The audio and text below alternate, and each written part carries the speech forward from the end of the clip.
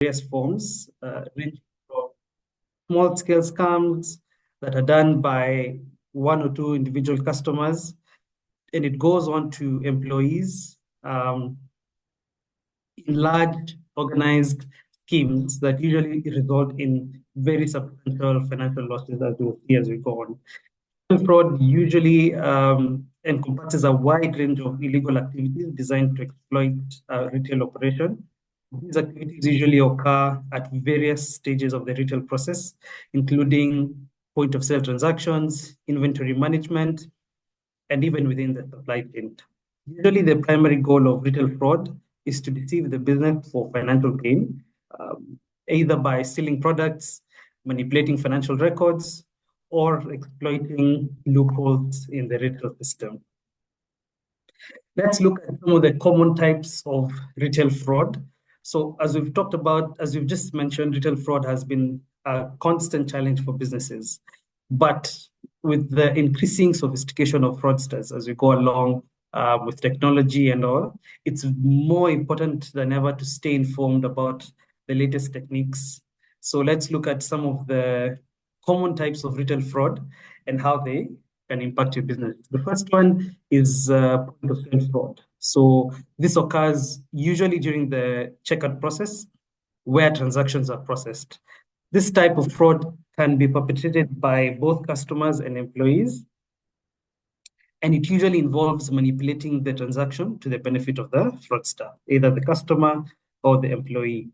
Some of the various types of point of sale fraud include fake returns, receipt fraud, and cash register manipulation. Let's go through them in a bit more detail. So fake return is one of the most common POS frauds, and it involves customers returning items that they didn't buy. It could be stolen goods or even counterfeit products, fake products, usually or often in exchange for cash or store credit for those stores that offer store credit. Employees can also be complicit in this type of fraud by processing returns for non-existent purchases or items that were never returned. The other type is price switching. So this is where a fraudster switches the price tags on an item, and they place a lower price tag on a more expensive product so that when it's scanned at checkout, the item brings up the lower price, allowing the fraudster to buy it for less, significantly less than its actual value.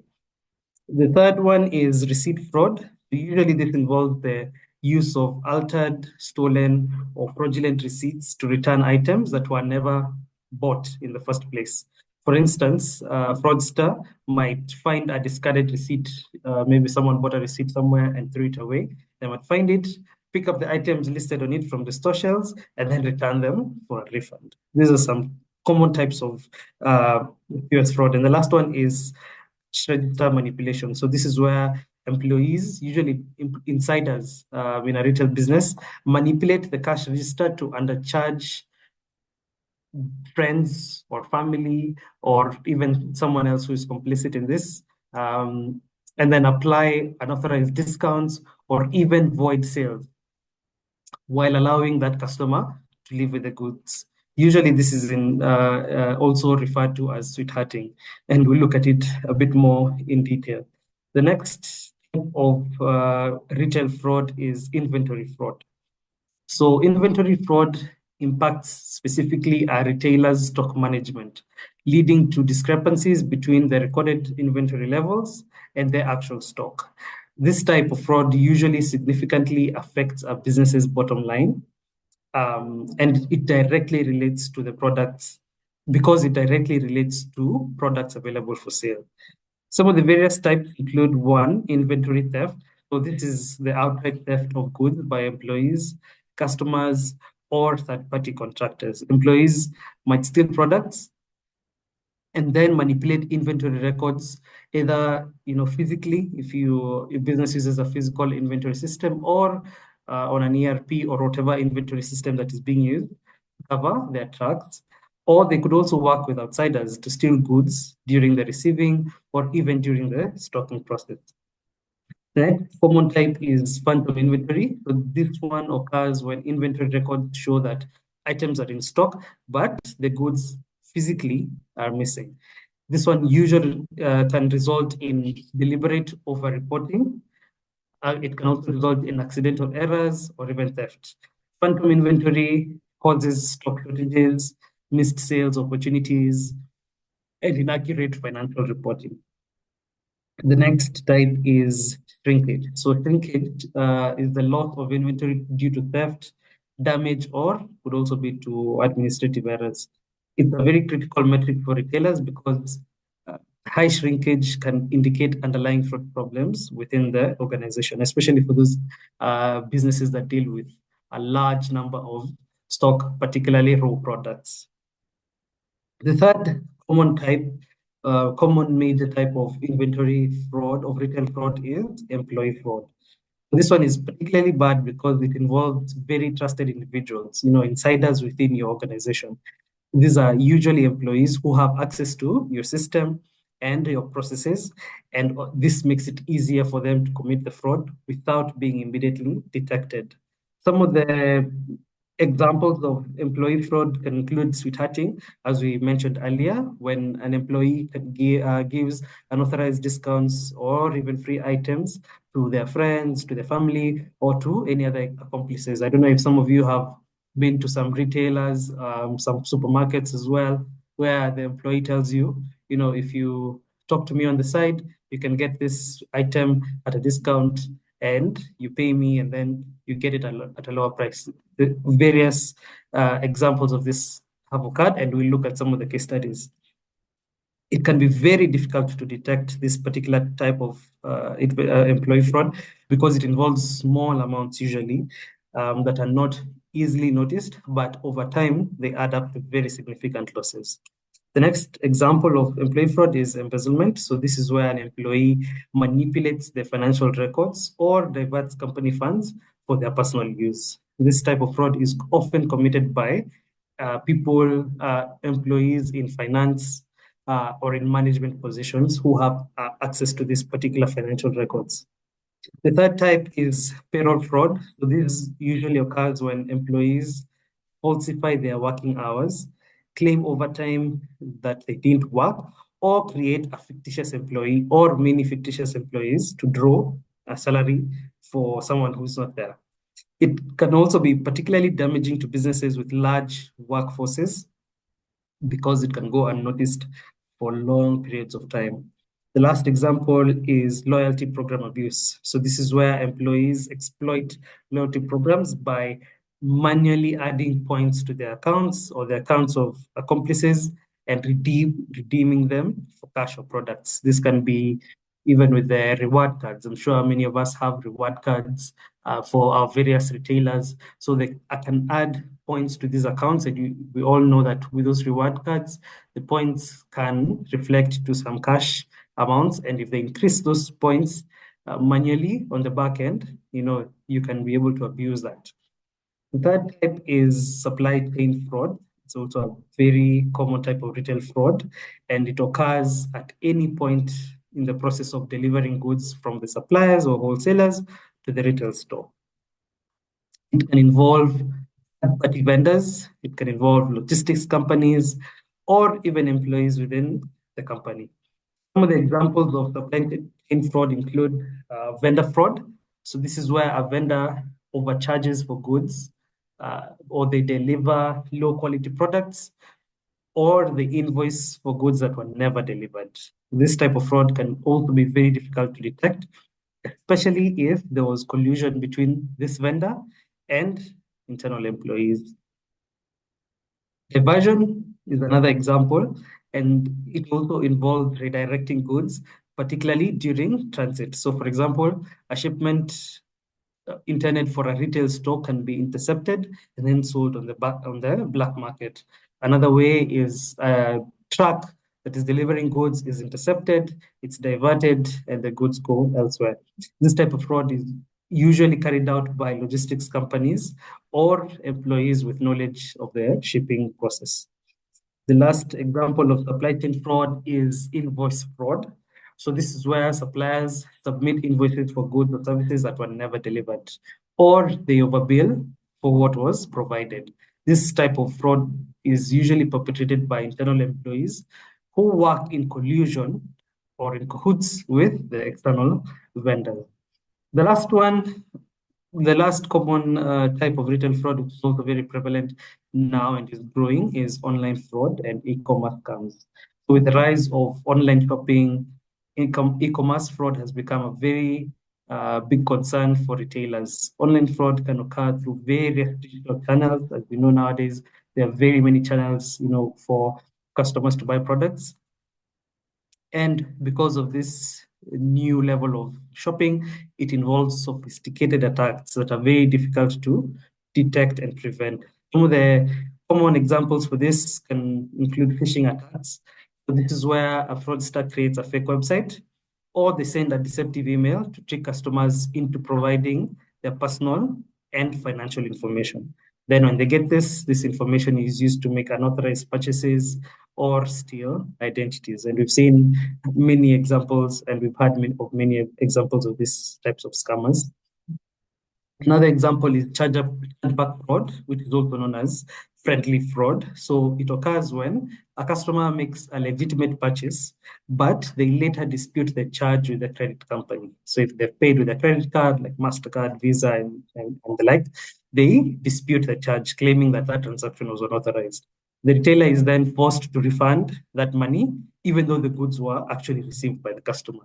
And this can also happen even with M-Pesa and mobile money. The third one is fake online stores. With the rise of Instagram shopping, social media shopping, there are very many fake online stores that fraudsters can create that mimic legitimate retail sites or are entirely fake on their own. Then customers who make purchases on these sites never receive the goods, and the fraudsters will simply just disappear with the money. The last one is account takeover. This is where usually cyber criminals gain access to the customer's online retail account, and then they use the stored payment information to make an authorized purchase. So someone just gains access to your credit card info, your personal info, and then they can use that. Obviously, as you know, if you're shopping online, you don't need, if you're using the credit card, a lot of the times you don't need to put a PIN. All you need is just to have the card and the CVV, and you can make a purchase. So a cyber criminal can just easily use this and make an unauthorized purchase. Gift card fraud is also another one that is growing, and it usually involves the manipulation of gift cards to steal money or products. So here, fraudsters can either steal gift card numbers by tampering with the physical cards in the stores, like the ones that are sold on the stores, or they may fake or clone cards that appear legitimate, and they clone it to a new card. Then these cards are then sold or they're used to purchase goods, and then they leave the retailer with a loss when the fraud is discovered. These are what we just talked about are the common types of retail fraud that have occurred, over years, over time. But they're also very new trends because retail fraud is constantly evolving, and fraudsters are developing new tactics and exploiting the emerging technologies to outsmart traditional security measures. So as the retail landscape continues to change and grow, particularly with the growth of e-commerce and digital transactions and online shopping and the use of automation, businesses have to stay informed about the latest trends in the retail fraud. So let's look at some of these latest trends. The first one is an increase in e-commerce fraud. With the rise of online shopping, there's been a corresponding increase in e-commerce fraud because as more transactions occur online, fraudsters are now finding new opportunities to exploit vulnerabilities in the digital payment systems and online retail platforms. Some examples of this one include account takeovers.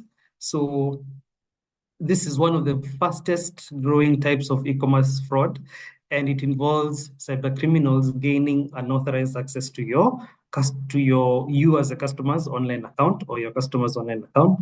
Often can be done through phishing attacks, like we said, those email scams that once you click, they have your access, or credential stuffing. And then once they have that access, they can make purchases using your stored payment information. As we know nowadays, our browsers, our phones, they store all our payment information so that it makes it easier for you. But once a cyber criminal accesses that, they can make purchases or even change the account details and lock you out, and then use that account to make any form of purchases that they want. The next example is synthetic identity fraud. So this one usually involves creating a fake identity by combining real and fabricated information. For example, they can use a real social security number or a real ID number that exists, but with a fake name and a fake address. And then fraudsters now can use these fake identities to open new accounts, to make purchases, and then leave the retailer and the institutions to absorb the losses later on when they discover the fraud. Another example is friendly fraud or chargeback abuse, as we talked about earlier, as online shopping increases. This issue of chargeback abuse also comes up, where a legitimate customer disputes the charges with the credit company. Usually, the credit company, will be inclined to refund the money, and then even if they've received the goods, and then tell you now the retailer now will have to follow up. And it's usually very challenging and can result in very significant losses for the retailer. Another example is triangulation fraud. So this one is a very complex scheme where fraudsters set up fake online stores that sell high demand items at attractive prices. And we've seen very examples of this, like sellers of electronics, shops that sell, phones, and then they sell them at very good prices.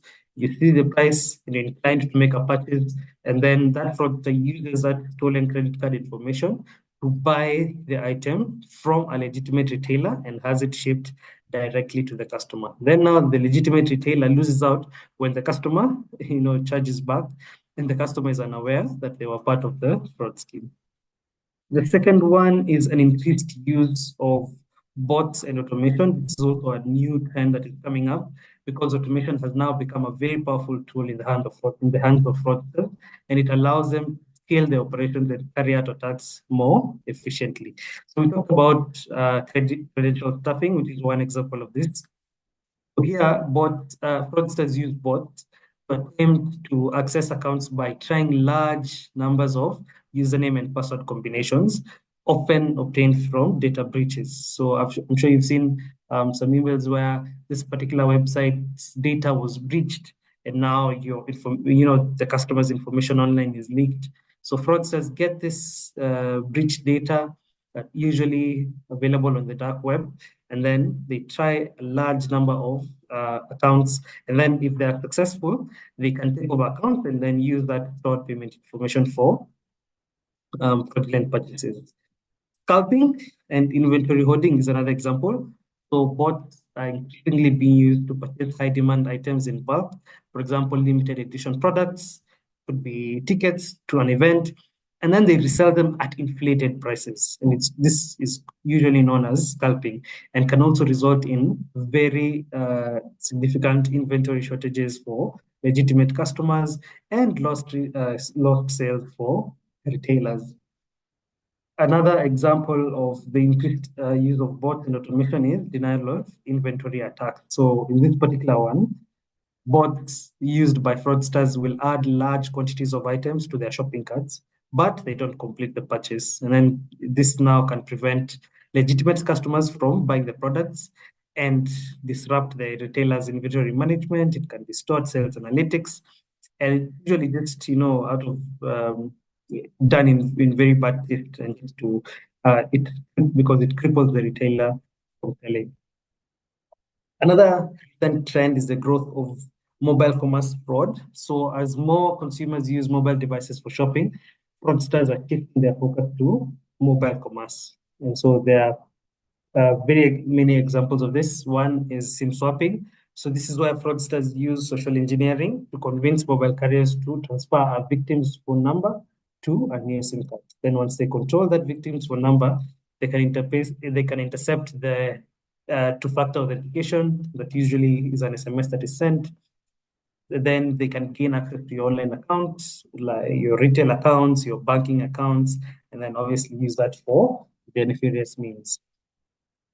Mobile payment fraud is another example. So with the rise of mobile wallets, contactless payments, mobile money, fraudsters are now targeting these platforms. They can use your stolen credit card information to make unauthorized purchases or exploit vulnerabilities in their mobile payment apps.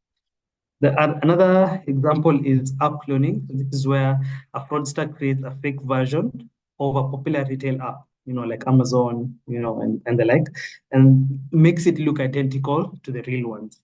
Then when a customer downloads these fake apps, they, without knowing, provide their login credentials and payment information to this fraudster.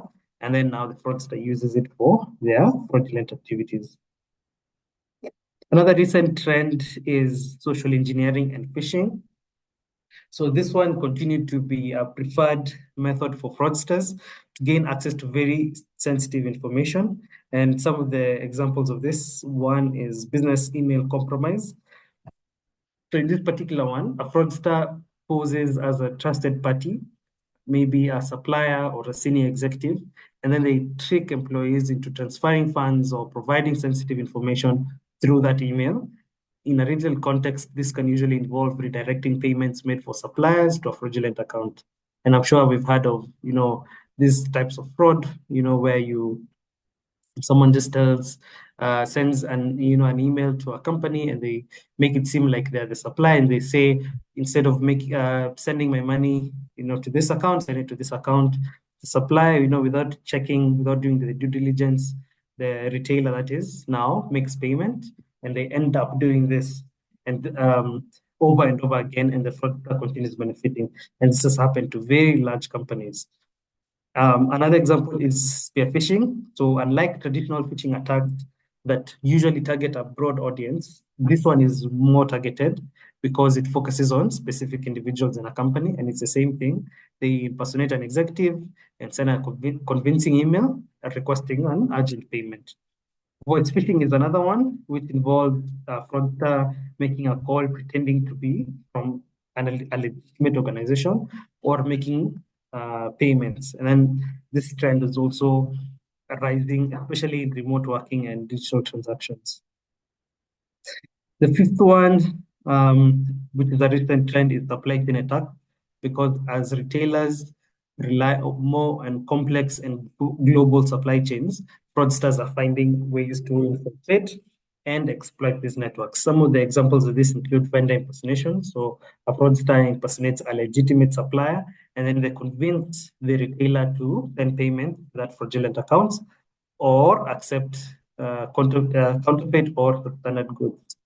Another example is compromised logistics. So this is where the fraudster interprets goods in transit, either by physically hijacking the shipments or exploiting weaknesses in the retailer's logistic network. Then they now reroute the shipments to their own destinations and then replace them, with fake or inferior products before they reach their final destination. Counterfeit goods is another one that needs no introduction, because once they enter the supply chain, it can be very difficult to detect, counterfeit goods. The sixth recent trend is increased focus on omnichannel fraud. So as retailers adopt omnichannel strategies that offer seamless shopping experiences across multiple platforms, means could be in store, could be online, could be mobile. Fraudsters are now exploiting the gaps and inconsistencies between these channels. So some of the examples of this is one, channel return fraud. This is where the fraudster purchases items online and then returns them in store, or they purchase from in store and then create a return online. And they take advantage of the discrepancies in their returning policies, or they exploit those companies that don't have or have weak verification processes in one channel. Another example is order online and pick up in store fraud. So this is a new trend which takes advantage of the convenience of buy online, pick up in store. So the fraudster uses the stolen credit card information to place an order online, and then they quickly pick up the items in the store before the retailer can detect that this information is false or this credit card is stolen, and so on and so forth. Another example is coupon and promotion abuse. This is where the fraudster exploits promotional codes, discounts, or loyalty rewards across different channels to gain unauthorized benefits. For example, they can use a single-use coupon multiple times, by making because a platform maybe has not stopped this, and because of poor synchronization of the promotion systems. Another recent trend is the emergence of buy now and pay later fraud, because this is now increasingly popular. Retailers are now introducing this thing where you can buy now and lipa pole pole, or you pay later. Fraudsters now exploit this payment model, which often has fewer credit checks and much less stringent verification processes than the traditional credit card transactions. Some of the examples of this is account manipulation. So, for example, the fraudster can create multiple accounts using those synthetic identities we mentioned earlier, or using stolen personal information and take advantage of this buy now and pay later services, where they make a purchase without any intention of repaying. Another example is chargeback exploitation, which is similar to what we talked about, where they exploit this buy now pay later service by disputing transactions after receiving the goods. And then identity theft is also another big deal, where a fraudster can make large purchases, with your identity. They've stolen your identity, and then the real person is left to deal now with paying for that purchase. I think let's now look at some of the statistics of retail fraud according to the ACFE. So the ACFE, which is the Association of Certified Fraud Examiners, usually releases a report every 2 years. It's a report to the nations, and it provides valuable insights into the impact of occupational fraud across various industries. In this particular case, we're looking at retail. So this report highlights the significant challenges faced by the retail sector in combating fraud, and provides some detailed statistics from what they found on the most common schemes affecting this industry. So from the list, this year's report, which is the 2024 report, it's actually a report that's released every year. Some of the statistics that we've seen is, for starters, the impact of occupational fraud on the retail industry. In terms of number of cases, the retail industry in this last year reported 78 cases of occupational fraud in this 2024 report. This figure just shows, the vulnerability of retail businesses to fraudulent activities, which can occur at multiple levels, from the checkout counter all the way to the back office. The other statistic is the median loss. So in this report, the median loss per case was reported to be $48,000. While this amount, seemed lower, as you can see here, seems lower than the others, it still represents a significant financial burden, particularly for small retailers. And because the relatively lower median loss may also reflect the frequency of small but numerous fraudulent activities rather than large-scale fraud, as we've seen earlier. Another statistic that was provided are some of the common occupational fraud schemes in the retail industry. So the report identifies some of the most prevalent types of occupational fraud in the retail industry.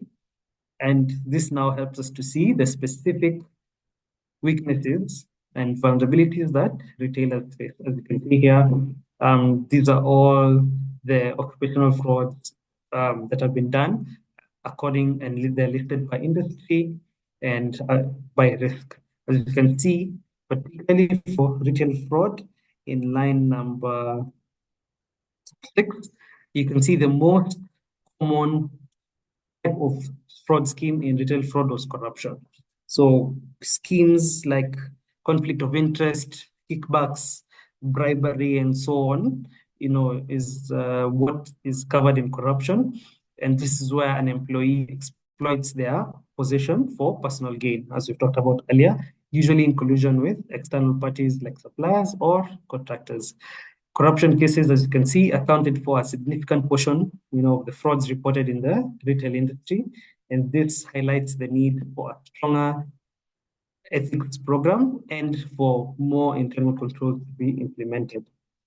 Non-schemes, as you can see, was the second most common type of fraud scheme in the retail industry, and this involves the use of theft or misuse of physical assets like inventory or supplies.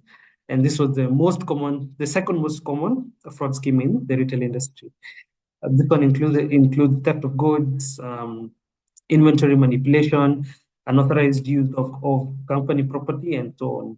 And it's particularly damaging for retail because inventory is a major asset, and losses directly impact your profitability and the bottom line of a retail business. We look at the third most common one and maybe stop there, which is billing schemes. So billing schemes was the third most common type of fraud in the retail industry. Billing schemes usually involve submission of false invoices by overbilling for goods or services, either by external vendors or by collusion between vendors and employees. It can also be very difficult to detect, especially in businesses with high volumes of transactions and many suppliers. These findings are very significant because they highlight the ongoing threat of occupational fraud in the retail industry. While the median loss per case, as we looked at earlier, may not be as high as the other sectors, the frequency and the variety of schemes present a very significant risk to retailers.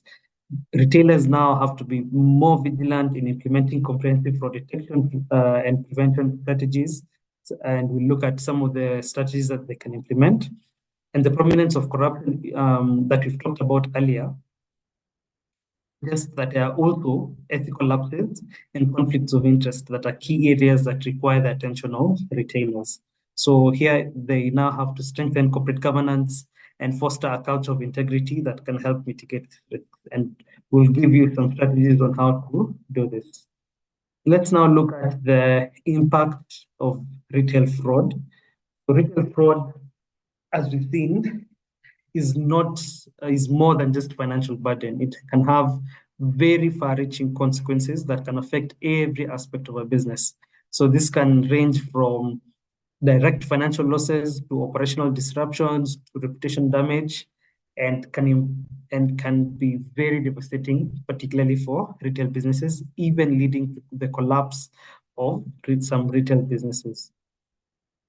So let's look at some of the impacts. The first one is financial losses. So here, there are two ways we can have direct financial losses, which is the most immediate, the most apparent impact of retail fraud. It includes the cost of stolen goods, can have fraudulent refunds or embezzled funds. According to the report that we've just seen earlier, the median loss for this is in the retail sector is $48,000 in a year. However, in cases of larger frauds or when multiple fraud schemes are involved, the losses can be significantly higher. These losses will then now directly reduce the profitability of a company, which can be very damaging, especially for small and medium-sized retailers who are the majority, and that now operate on margins.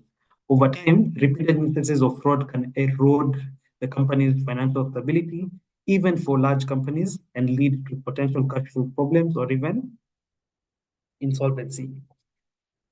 Indirect financial losses also add an impact beyond the immediate theft or misappropriation. Retail fraud also incurs indirect costs. So these can include legal fees, which is associated with prosecuting fraudsters, the cost of investigations, and even the resources spent to improve the internal controls, introduce new systems, and so on and so forth to prevent future incidents. This is a financial loss, if you look at it, because it was not incurred or expected to be incurred. Another significant indirect cost that should be considered is the increased insurance premiums. So some insurers can raise premiums or even refuse coverage for your business if your business has a history of frequent fraud losses. The next key impact of retail fraud is operational disruptions. So this is where retail fraud leads to discrepancies. It can result in stock shortages or overages. For example, inventory theft or phantom inventory can cause the retailer to believe they have stock on hand, when in reality, your shelves are empty. And this will not only affect your sales, but can also disrupt the supply chain and lead to delays in replenishing stock, and can also lead, to dissatisfied customers. In cases where the supply chain fraud occurs, such as vendor fraud or diversion, businesses will also face delays in receiving goods, which can halt operations or even lead to missed sales opportunities.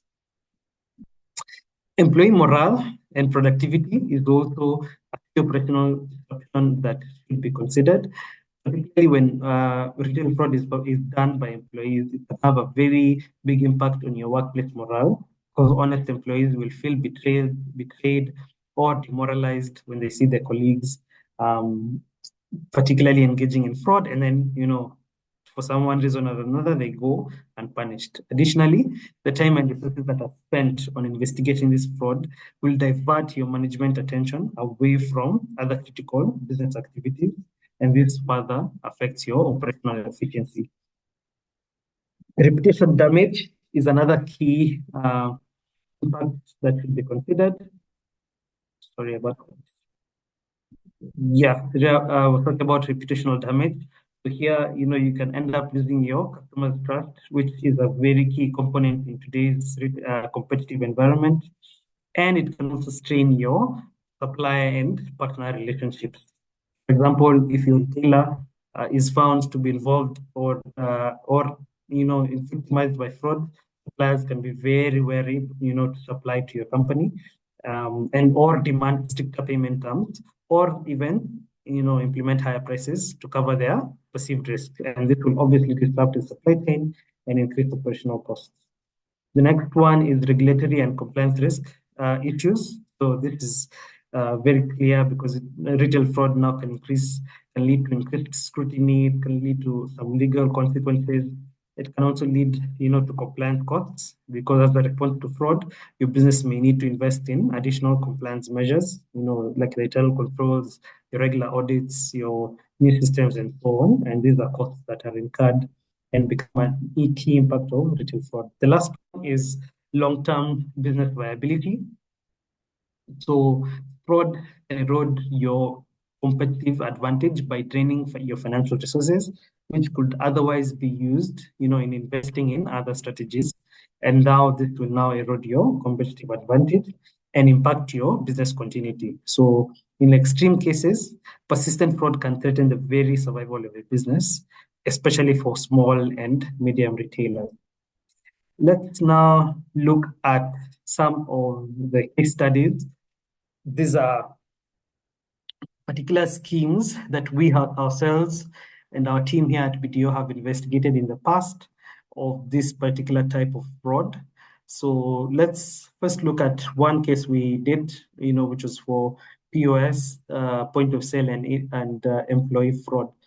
So we're called by a particular company. We obviously won't mention the name, some time back, but this was a major retail chain in Kenya, and it faced a very dramatic downfall that many can't remember because of internal fraud, including some serious issues with their POS systems. This chain, was once a very big chain, and it had branches all over the country. But as they grew, they started noticing some very troubling signs.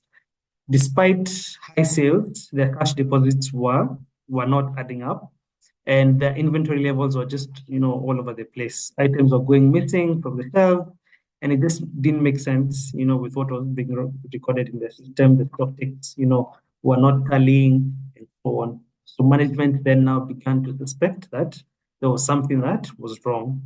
And in this particular case, they were right. So when they brought us in to do the forensic audit, we found that their employees were deeply involved in fraudulent activities. And it turned out that some cashiers and inventory managers were colluding to manipulate the POS system. For instance, they would under ring sales, where they scan cheaper items instead of the more expensive ones, or simply just enter the incorrect prices. And this allowed them to sell very high value goods at a fraction of the price, and often to their friends or to their accomplices, and then pocket the difference.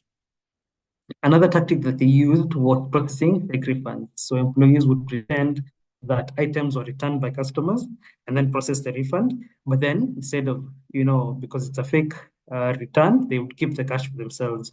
And this was happening on a very large scale, which led to very huge discrepancies in the cash flow and the inventory records. The system would show like items are being returned, but when they go to the shelves, they find them empty. Our team also discovered some very massive cash skimming operations.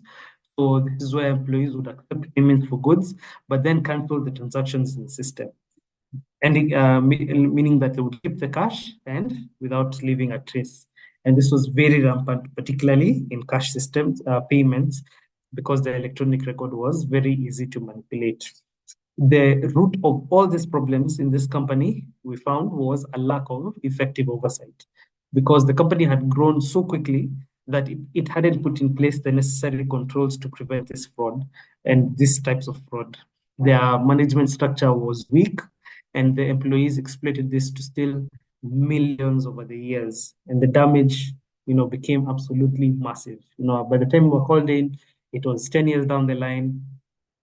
The company had lost billions in stock and cash, and the financial strain contributed heavily to eventually this company collapsing and no longer being a viable company.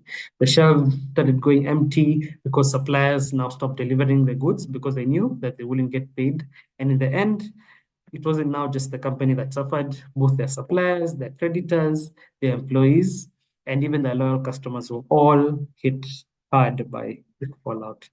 This was one very sad and very dramatic case. Another example or case study of another inventory fraud that we were called to investigate. So this was particularly a retail distribution company, and they were dealing with some serious issues in their payment and their inventory systems. Particularly, they noticed that the payments recorded in the system didn't match up with the actual payments coming in, and they would collect these payments through mobile money. So this was a big concern because it suggested that there was possibly a fraud involving some of their own employees. So we were brought in to conduct a forensic audit and figure out what was really happening.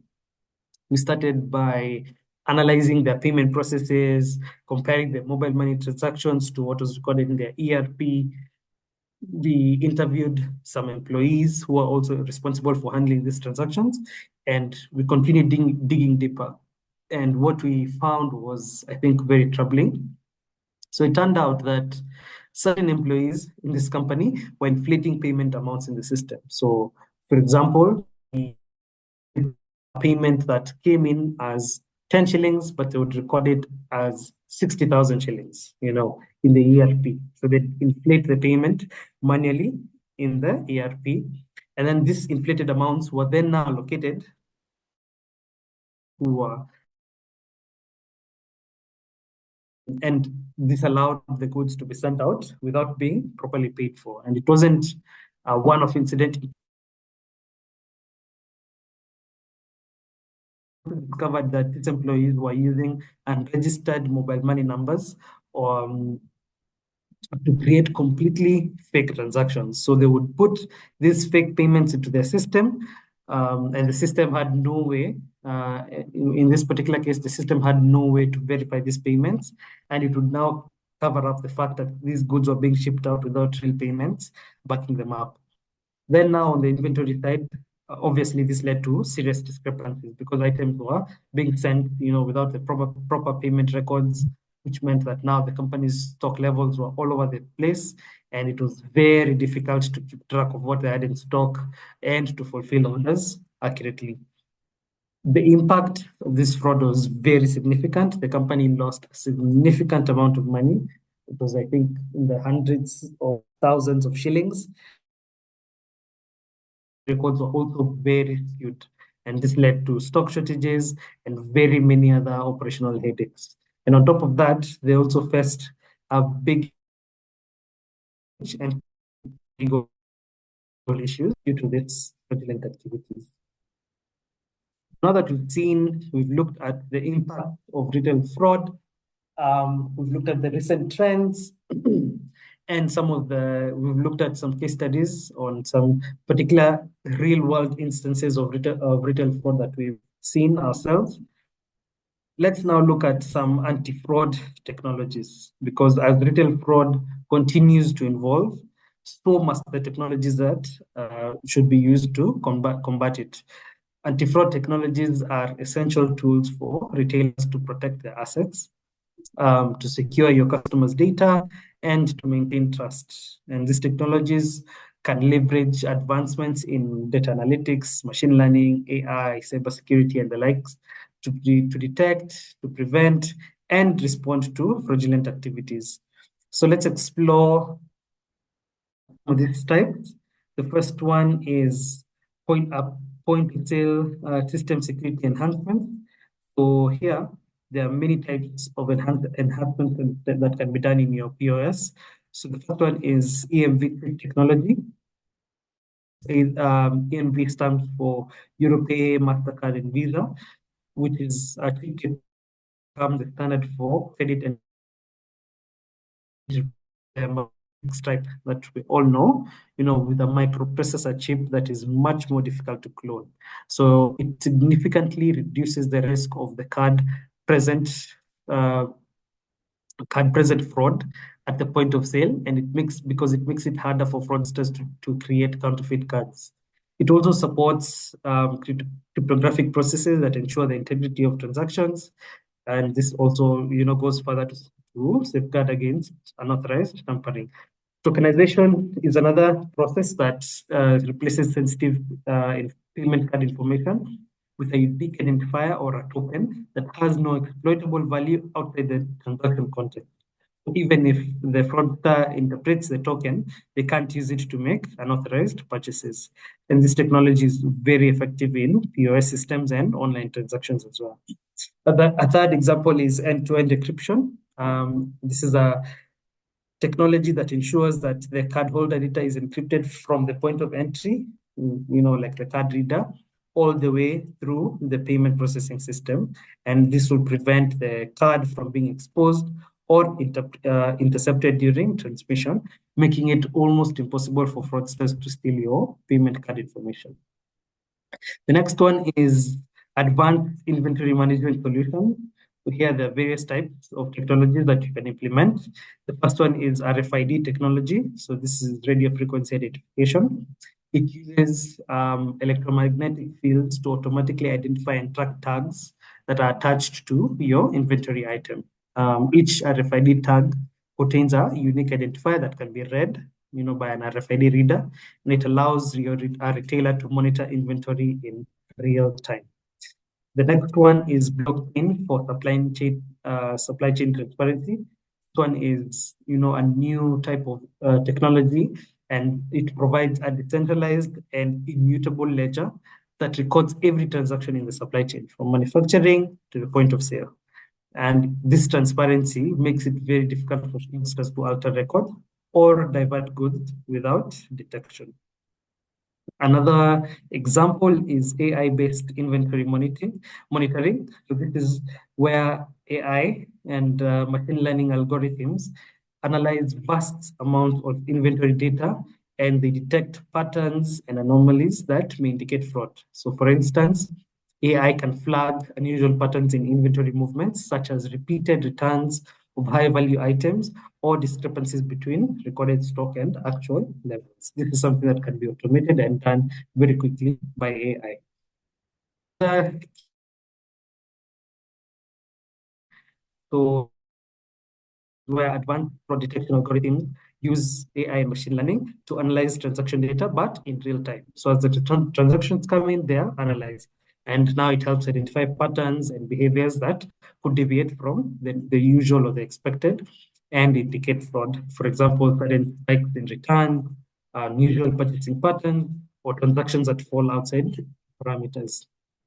Behavioral analytics is also a key technology. This is a tool that monitors user behavior across multiple channels. It can be in-store, it can be online, it can be mobile, whichever channel that you have, or as many channels as you want to detect, fraud.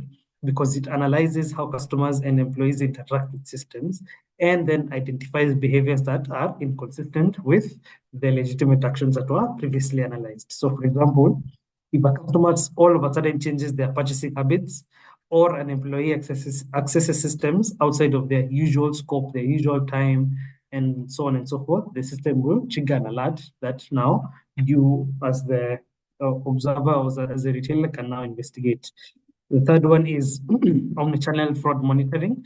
So as retailers usually operate across multiple channels, omnichannel fraud monitoring systems can come in and provide a unified view of transactions. They can give you a dashboard for viewing all your transactions across all your platforms and aggregate all your data from the POS to your online transaction, to your mobile payment, and even a call center. And then this data that is integrated and put in a dashboard makes it easier for you to detect fraud. Another anti-fraud technology that's coming up is employee and vendor management tools. So here there are very examples, there are very many examples. The first one could be background screening software. So this is a software that allows retailers to conduct background checks on potential employees and vendors and reduce the risk of hiring individuals with a history of fraud or unethical behavior. Access control systems is another example. So this one, is a system that regulates who can access which areas of a certain type or certain data within your system or within your warehouse, and can include physical access controls like your biometric scanners, and so on and so forth, or even digital access controls like your role-based access management. Continuous employee monitoring is another example. So this is a tool that tracks activities in your workplace, such as your POS transactions, your system logins, your physical movements, and so on, to detect unusual behavior. For example, an employee who accesses systems outside their typical work hours or processes an unusually high number of returns. Cybersecurity measures as well are a key technology that is coming up for online and e-commerce fraud. So here there are many examples like multi-factor authentication. This is, as we know, a new layer of security by asking a user to provide, two or even more verification factors. So something like a password and then a fingerprint, a password and then a code, a unique code that's sent to your number, and so on and so forth. Then we have AI-powered fraud detection in e-commerce. So these are AI tools that can analyze your transactional data again in real time and identify fraud or patterns of fraud, like multiple transactions from different locations, but using the same card, or high-value purchases on very new accounts, or unusual shipping addresses, and so on and so forth. Then we have encryption and data masking. So this is protecting your sensitive customer data, such as your credit card number, your personal information, by converting it into an unreadable code that can only be deciphered with the correct key. So this obscures information and makes it useless for anyone who gains unauthorized access to it. Then the next one is integration with fraud prevention ecosystem. So some various examples are here. You can have collaborative platforms, platforms where retailers integrate their fraud prevention tools to share data with other retailers and help create a unified defense against fraud by enabling real-time information sharing from different retailers. For example, one retailer can receive alerts about a stolen credit card number being used in their area and then send it to the others, allowing them to take preemptive measures. Holistic fraud management systems is also, another key technology that's coming up. And this is where the system combines multiple anti-fraud technologies into one single platform, offering a comprehensive approach to fraud prevention. So this system can integrate data from various sources and apply advanced analytics. And, obviously the holistic approach will help in your fraud detection. Apart from the technologies, I think we can end by looking at some effective loss prevention strategies. So in the retail industry, loss prevention is very, important, to safeguard your profitability and ensure the smooth operation of your business. So these strategies are designed to improve or minimize losses from theft, fraud, and any other forms of shrinkage. We can go through them very quickly. The first one is building a protection culture. So this is fostering a culture, of integrity in the workplace that emphasizes honesty, transparency, and accountability. Because when employees understand the importance of integrity, they see that unethical behavior is not tolerated and leads to real-time acts.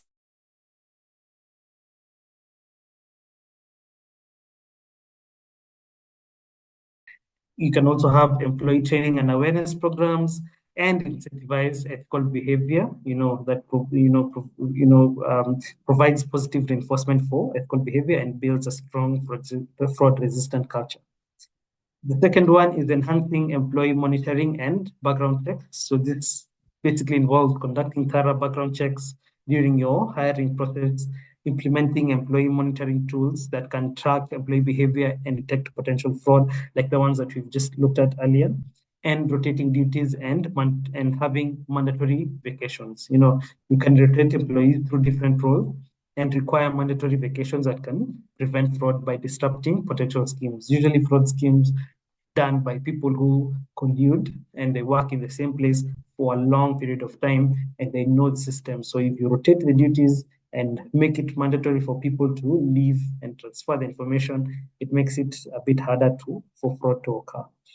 The third one is conducting regular audits and reviews. So here, this is a very key one, having regular internal audits, which are a cornerstone for effective loss prevention. You can have surprise audits and inventory counts, because employees are much less likely to engage in fraud if they know that their work could be randomly checked at any time. You can also have third-party reviews, so bringing in external auditors or consultants who can offer a fresh perspective into your organization. The fourth one is strengthening inventory and cash controls. So here there are various ways that you can do. You can implement inventory management systems like the RFID tracking, automated stock monitoring, and so on that we talked about. You can secure your high value items, in secure locations with very restricted access. You can also enhance your caching procedures, to include practices such as dual control, over cash counting, which requires two employees to be present when handling large amounts of cash, and regular reconciliation of cash drawers with your sales records. The fifth one is improving supply and partner vetting. So here there are many ways that you can do this. You can conduct due diligence with suppliers. So many people don't do this, but supplier fraud can be a very significant risk, especially if you don't do your due diligence, before entering into a contract with your supplier. So you should vet all your suppliers and your partners and check for any red flags like a history of legal issues of fraud and so on and so forth. Then after that, you have or establish a clear contract and agreement with your supplier to ensure strict payment controls, multi-levels of approval, and so on and so forth. Then you leverage technology for your supplier management, like a software that helps track and evaluate the performance of your suppliers over time and monitor their metrics, to detect any issues before they escalate. The sixth one is utilizing technology to detect and prevent fraud. So here you can use real-time fraud detection technologies like the ones we've talked about earlier. You can have a real-time fraud detection system that, for example, can flag a transaction that deviates from the usual purchasing patterns or a customer's location and so on and so forth. You can have surveillance and video analytics, for in-store and cash registers and stock rooms and so on and so forth. Then you can also use your data analytics, analyze your data and identify trends that may indicate fraud and other forms of loss. The last one is engaging with your customers to prevent fraud. This is also another key step that many retailers do not employ. So here you can educate your customers about the risks of fraud and how they can protect themselves, because retailers can encourage your customers to report any suspicious activity they encounter. Your customers can also be your fourth or fifth line of defense. If someone steps into your shop and an employee, for example, tries to solicit for, a favor or for, a different deal to be done outside, if you encourage your customer to report and offer maybe an incentive or something like that, it will encourage your customers to also be a line of defense against fraud. You can also implement strong return policies, make sure that you consider restocking fees, requirements of proof of purchase, time limits on returns, restrictions on returning high risk items, and so on and so forth.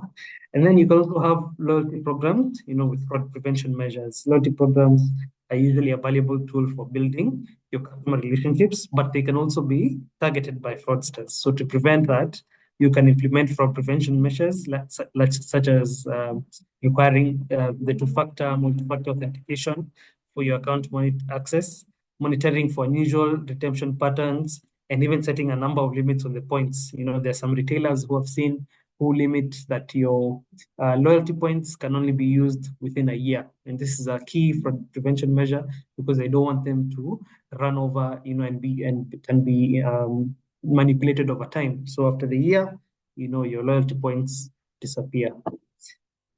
I think that has been it for us. In summary, we looked at an introduction to retail fraud. We looked at some of the common types of retail fraud, some of the recent trends. We looked at the STFE report, with the statistics on retail fraud. We looked into the impact of retail fraud, on a retail business. We looked at some real world case studies that we ourselves have encountered. And then we gave you some anti-fraud technologies and some effective loss prevention strategies that you can implement in your business. And I hope that these very detailed but also very focused webinar has been able to help you improve and look at ways that you can improve your retail business and prevent and detect any form of retail, POS, employee, or inventory. At this stage, we can take any questions before we close the webinar.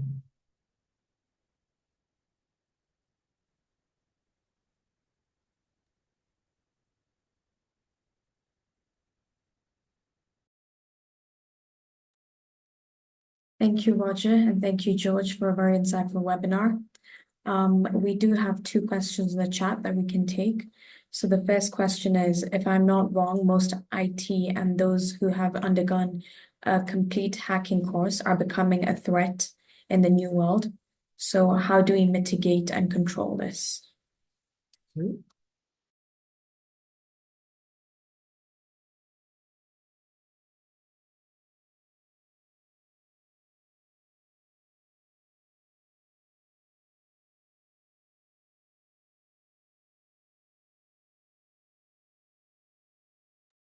I think the IT threat, yes, is a key threat, but it's something that you can obviously implement again. We looked at some anti-fraud technologies, and some of these ways like the role-based access systems, limiting the number of systems that your IT people can access, looking at your segregation of duties, your employee monitoring, your different ways of implementing your fraud detection statistics. We looked at real-time monitoring. We looked at your RFID technology, for your stock. We looked at fraud detection algorithms. All these are ways that you can use to prevent any person in IT or otherwise from taking advantage of the system.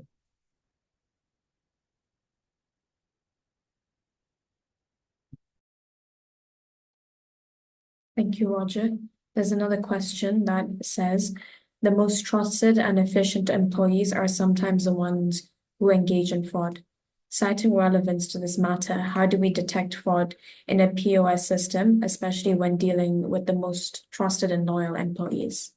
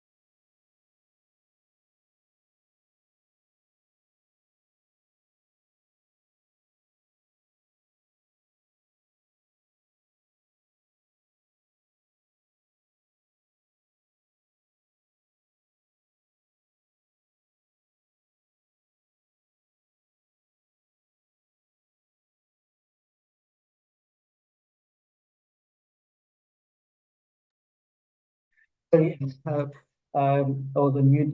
Yes, I was talking about various ways that you can use, to prevent against trusted employee fraud. So as I said, it's a holistic view. Starts from implementing a fraud-resistant culture, a culture of integrity, a culture of ethics in your company, then conducting, monitoring and background checks in your company, rotating the duties that we talked about, because usually trusted employees have been there for the longest, they've held the positions for the longest.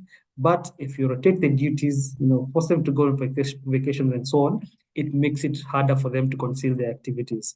Then we looked at regular audits and reviews, like internal audits, surprise audits, and third-party reviews. If a third party comes and reviews a trusted employee's work, and there's something that is, amiss, they'll be able to catch that. Then we also looked at strengthening your inventory and cash control systems, your supplier and partner vetting, your employee vetting, and technology. So all this is a holistic view. You cannot just pick and choose and say, I'll implement this and not implement that. You have to implement this fraud prevention strategies holistically, to make sure that you prevent fraud from the trusted to the untrusted employees.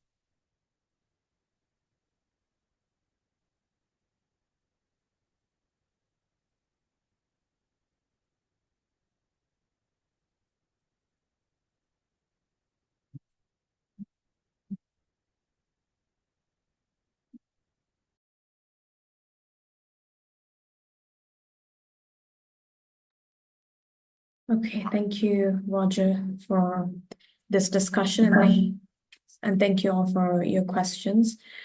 I think that's all we have for today. So please keep a lookout on our LinkedIn page for any of our future webinars. We have the next webinar of this series in September, which is on manufacturing misdeeds, which is about the hidden costs of industrial fraud. So keep a lookout in your inbox on our LinkedIn page. And also we have another webinar next week, Wednesday, on data protection, cross-border data transfers, and the link is in the chat. So please sign up in advance. And before you all leave, we have another survey, a feedback survey on this webinar and on future webinars and what topics you're interested in and any services that you might be interested in at BDO.